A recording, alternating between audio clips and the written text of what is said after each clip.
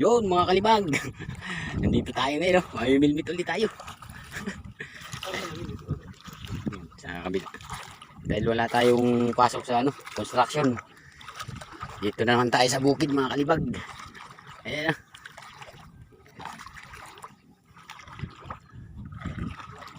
Parang dagat na rin bukid.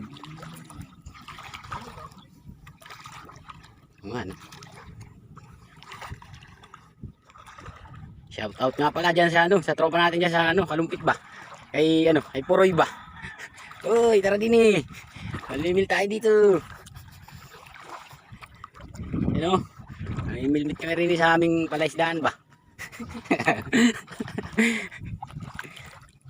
Dito tayo na mga kalibag sa ating palaisdaan.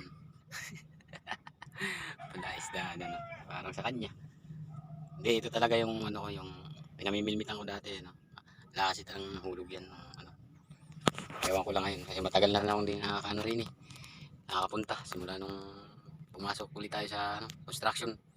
Ayan, doon tayo tumatambay yung kubo na yun.